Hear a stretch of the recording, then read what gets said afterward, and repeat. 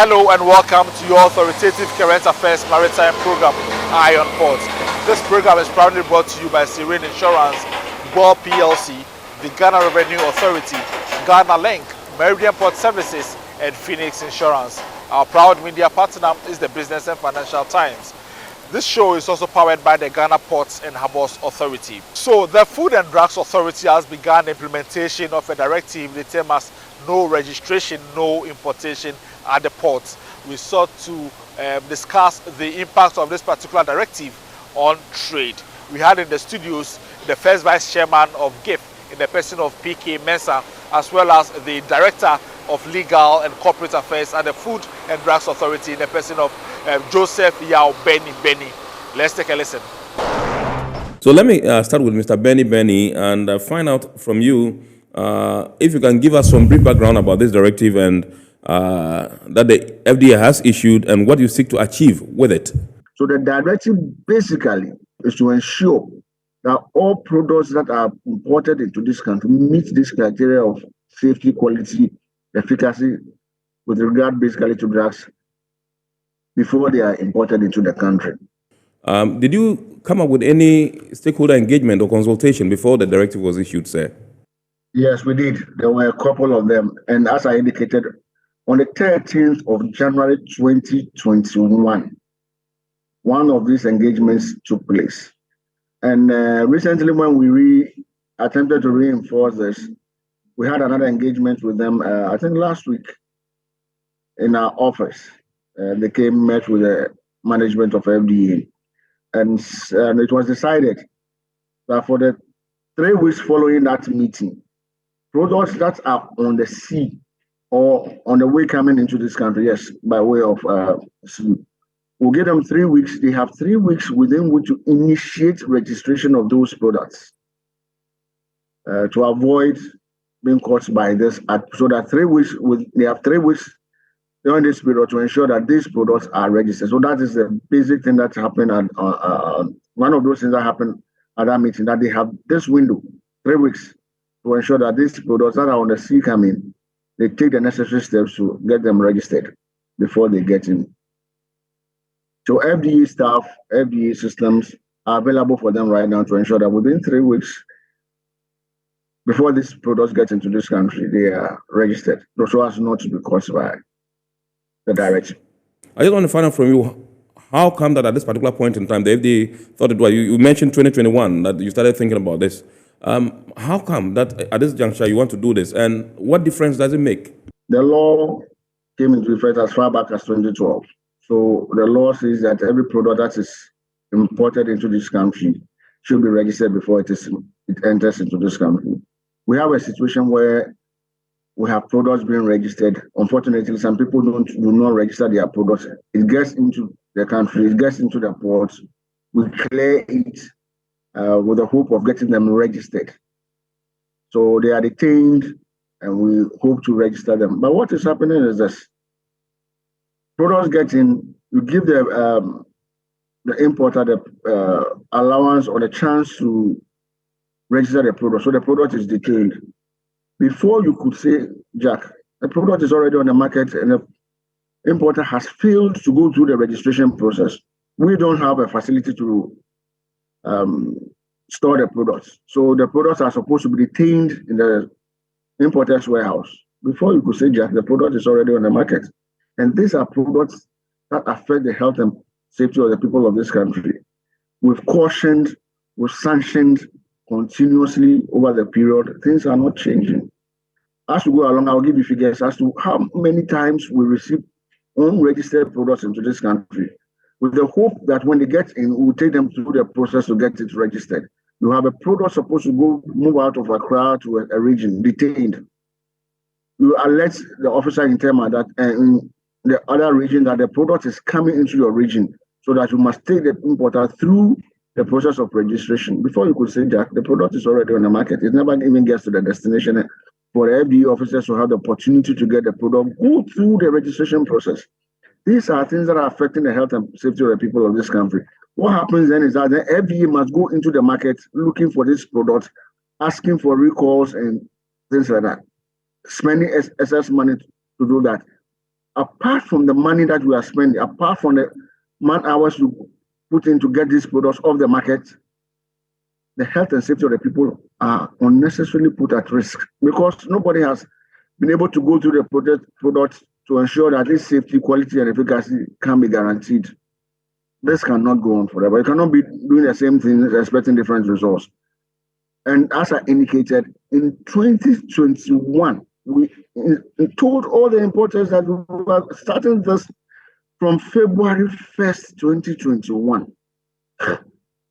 So it is not new. I must say it is really not new.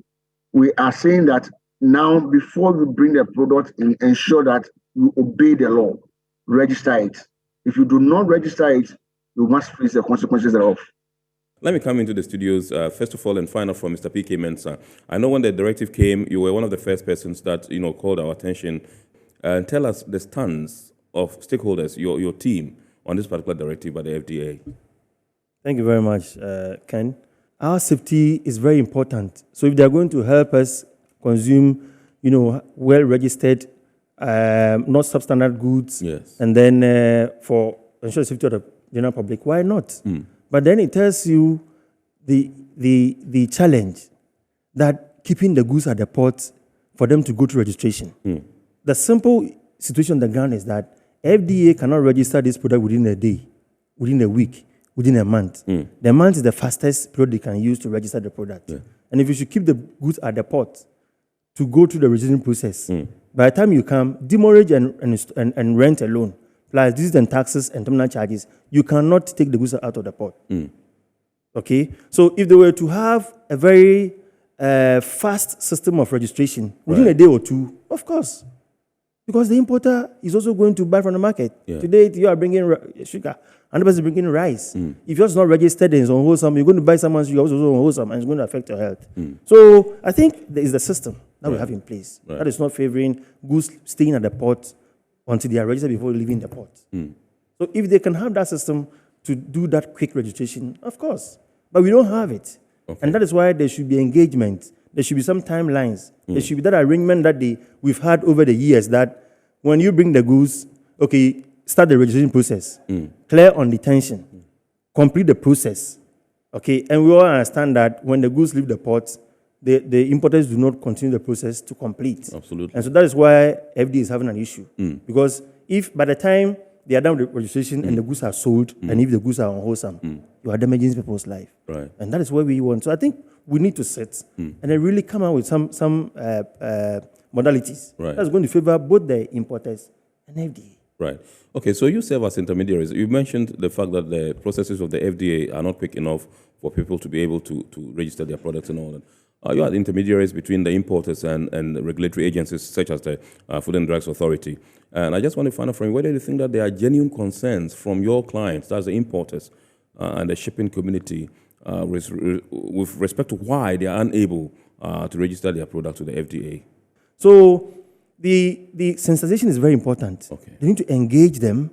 We need to educate them. When they are aware, compliance becomes so easy because they were with you. They had discussions with you. They see the pros and cons, and it's easy for them. But you see, because they are not well informed, sometimes they think that we have to. Second is the procedure. You have to go to the office, get a form, complete the form, send your secret analysis. You can't do that online? No, you can print online, but when you fail, you have to send it to the office. Right. And of course, Tema is doing well in picking some of this. I think the other places are doing well. But what about places where they don't have an office there? You need to travel all the way from wherever you are to the head office and bring the form with your samples to register. So I think the procedure, if it can be electronic, where right at wherever your location, you can just log on, complete the form online, submit with your attachment, and then they go through to come to, okay, now, we've gone through the verification, you are okay, bring samples. Do you get it? Then the person coming with the samples, when I send the samples, within a day or a week, it will be completed. So I think the procedure should be well, looked at to make it more convenient. Then, as you know, the charges. The charges in port already are high, and people are complaining business at the port is too expensive, goods on the market are so high. Okay? FDA charges you for registering your product, and it's per product, per year. and you have to pay 3 years. And so if you want to register rice, you are going to pay a fee per year for 3 years. For 3 years. Now, when the consignment comes, cargo that has been registered, when it comes to the port, you have to pay verification fee, an additional cost to the product which is already registered. Right. Anytime that consignment comes to the port, you have to pay verification fee. And it is 0.80% of the CIF value. The cost of the goods, the cost of the freight, and the cost of insurance are charged. All put together, you're charging 0.80% of that cost. In fact, some are even paying as high as 1.50% of the CIF value for verification fee. Right. A product has been registered. You get the point. So it is too high for the importers to pay. He raised the issue about fees. And again, I think just 2020, if I'm not mistaken, our fees were slashed so much. Let me give you a typical example. If we were going for a GMP audit, it used to be $20,000 US. It was slashed down to 7,500. And all registration fees have been reduced drastically. The aim of this reduction was to ensure that everybody registered. The same complaint was at that time that the fees were high. FDA slashed its fees, and we can go back and check. I'm giving you a typical example from $20,000 to $7,500. And this is not a significant reduction. So in terms of registration, in terms of fees, we cannot complain that much. The fees, the processes are not and cannot be free of charge. But I just want to find out from you, what happens if the importers that have brought in their products fail to, re-export them? What would you do? Safe disposal at their own cost. Safe disposal at their own cost? If they fail to re-export? Yes. Okay. So that was the Food and Drugs Authority there explaining that this particular directive is meant to protect public safety. We have your comments coming up. Sam from East Legon Hill says, it's unfortunate that Mr. Yaubeni is complaining about unscrupulous persons releasing unwholesome products without the expressed authorization by the regulatory authorities. I believe Ghanaians like myself would like to know how many people they have prosecuted and jailed for doing that. Without exerting punishment on wrongdoers, I'm afraid we shall continue to lament over the attitude of these nation wreckers. Ernest Tobiah, gift chair at the KIA, says, on the fees that have been slashed, now importers are even paying more. So for example, if I have to register a product for 3 years for $3,000, now you import same products 3 times in a year and you pay more than $3,000 with all the 3 imports put together. Iron Port returns after this break. Ohima, what will I take your number first? By you. You have to say take your number, give me. Guys, now I'm tired. I'll go on a date with whoever gets here first. Princess, really? Okay, I come. Shut up! Mame, for the mechanic number what? Boss, fill my tank with Super XP Ron 95. Now up with Super XP Ron 95 and Diesel XP high performance products from Goyle.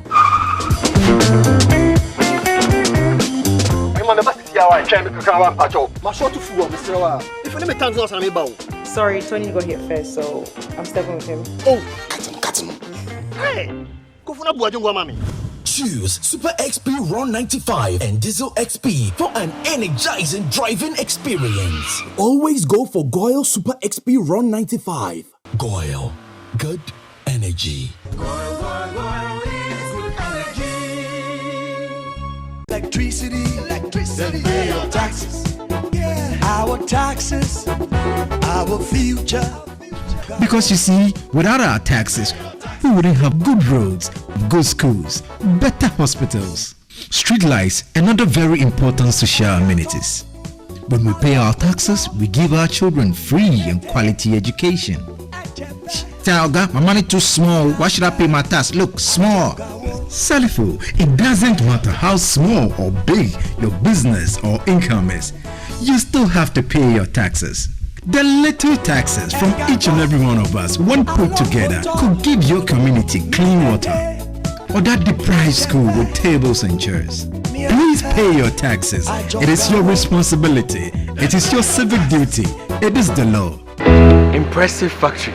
If only I had listened to you, I wouldn't have been in this mess. That devastating fire virtually wiped out the whole factory and my warehouse. Remember my misfortunes last year? Serene Insurance Asset All Risk Fire policy that I took were there to pay for my damaged stocks in the warehouse. And my machines that were affected by the floods have been replaced. My accident vehicle is back on the road thanks to Serene Insurance Motor Policy. Currently, my goods are on the IC covered with their marine cargo insurance policy. I was just telling Ajima about Serene Insurance. Oh, Ajima, tell him more. As a road contractor, I make sure I do my contractors all risk insurance for the projects and then workers' compensation for all the workers on site. With Serene Insurance, they will make sure they will cover your unknown tomorrow today. Serene Insurance, a new face of insurance. Call us now.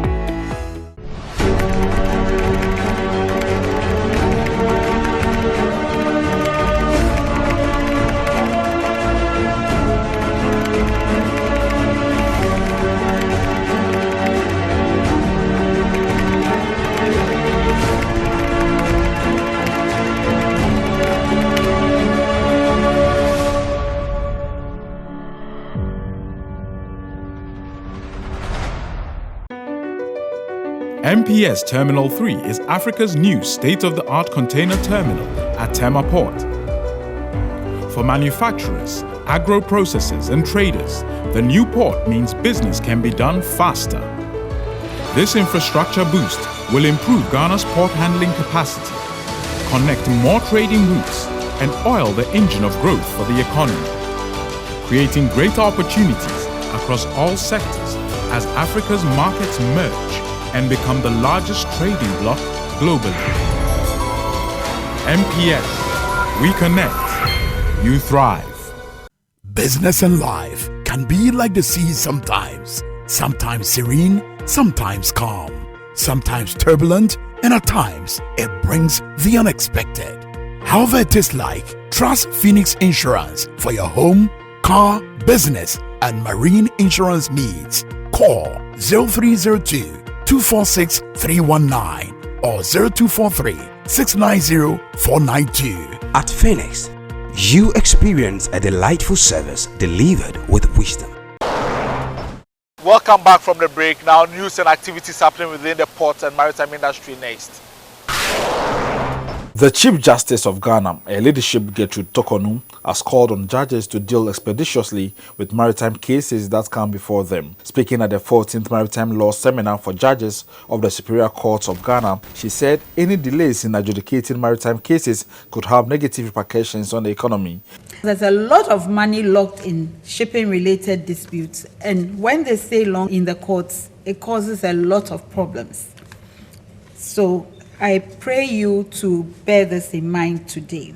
She said to efficiently address the challenges of Ghana's blue economy and thereby profit fully from it, the country must watchfully enforce the legal, regulatory, and institutional framework that govern the several sectors it spans. The exciting concept of well-defining the contours of the blue economy provides the impetus for moving towards a better integrated legal, regulatory, and institutional framework that supports it. The 14th Maritime Seminar for Judges, which is organized by the Ghana Shippers Authority in collaboration with the Judicial Training Institute, is aimed at equipping judges to deal with the challenges of interpreting and applying maritime laws for the expeditious and equitable settlement of shipping-related disputes. A Deputy Minister of Transport, Obeng Adom, indicated that government has over the years embarked on an aggressive program to expand the country's two main seaports of Tema and Takoradi to consciously take advantage of the African Continental Free Trade Area. His Excellency, the President's vision for the maritime sector is to position the country's seaport as the leading container hub and the beacon of international trade within West Africa. If there are disputes, the conflicts must be resolved. If it goes to a court, the judge must be seized with information to be able to give the needed judgment, because justice delayed is justice denied. The topics for this year's seminar include security in the maritime domain and Ghana's criminal law regime, the legal regime of the arrest of ships in Ghana, and international carriage of goods by sea law in Ghana. The judges were taken on tour the port of Tema and the MPS Terminal 3 to witness the operations that go on there. The massive expansion drive carried out by the Ghana Ports and Harbours Authority at its port of Takoradi continues to yield positive results as the port recorded its first ever call of a Cape-size bulk ship with length overall of 240 meters and an expected departure route of 14.71 meters at H16 Chat Datum Dry Bulk Terminal over the weekend. The vessel MV Baby Hercules, a bauxite carrier, is the biggest ever to call the port of Takoradi since its construction in 1928. With the aid of the newly installed conveyor system and automated ship loaders with 2,500 metric tons loading capacity, MV Baby Hercules is set to load a record tonnage of 106,530 metric tons of bauxite in just 5 days, barring any inclement weather at the port of Takoradi. Prior to the installation of the automated conveyor system and ship loaders at the dry bulk terminal, the vessel, which is sailing under the flag of Panama, would have taken between 12 to 15 days to complete the loading of 106,530 tons, 7 to 10 days more than it will currently spend at the port. Captain Emmanuel Insaido is the chief pilot at Takoradi Port, who piloted the vessel from the anchorage to berth. These types of ships, they are not like the usual ships. Their handling is quite delicate, and we need a very good equipment to get them safely berthed in the port. And for the port of Takoradi, I will say that we are blessed to have 2 ASD tugboats, which are powerful and have also good lines, so we are able to handle them.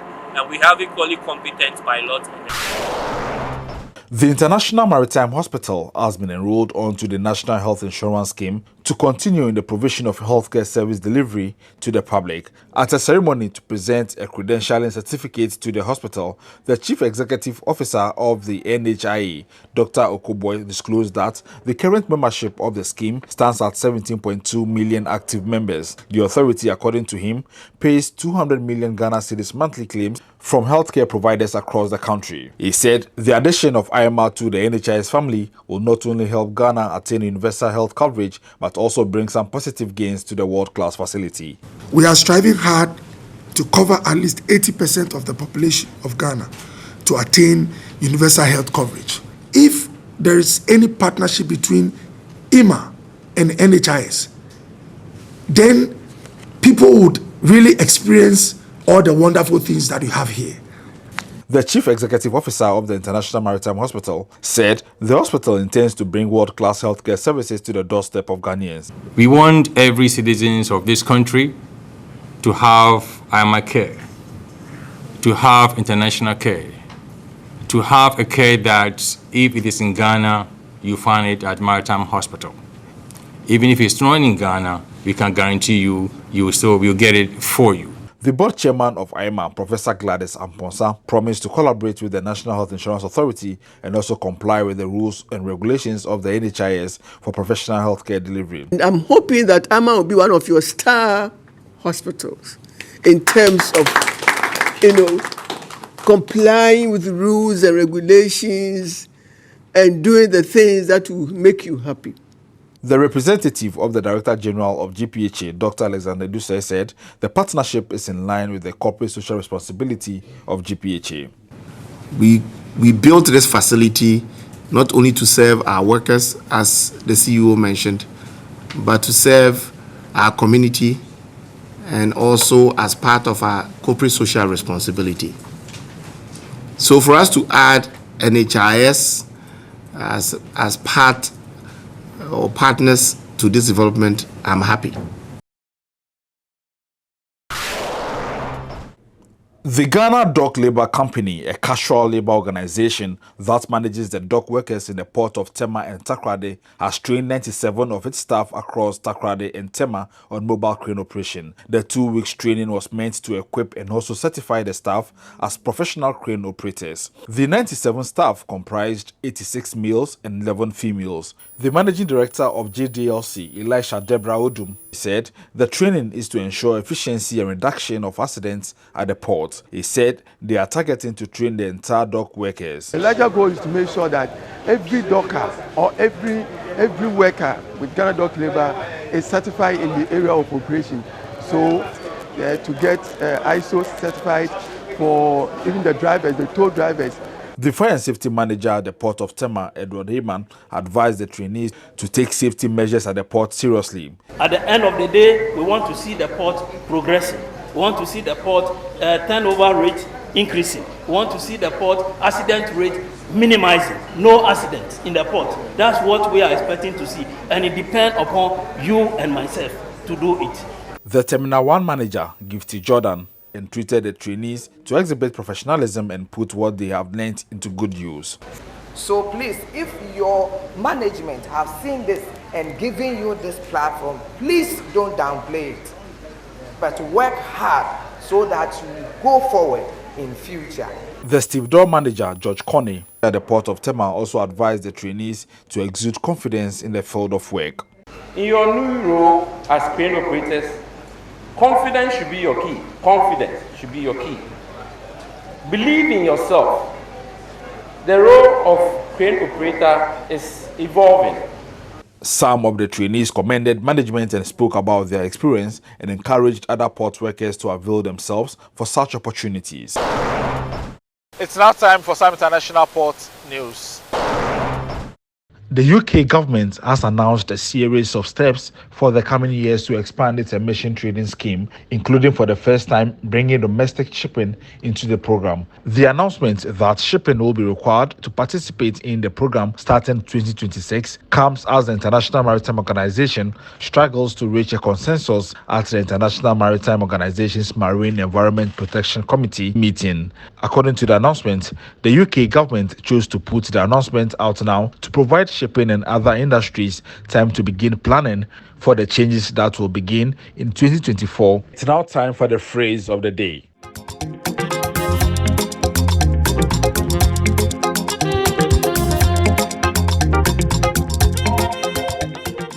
Ship chandler refers to an individual or company selling equipment and supplies for ships.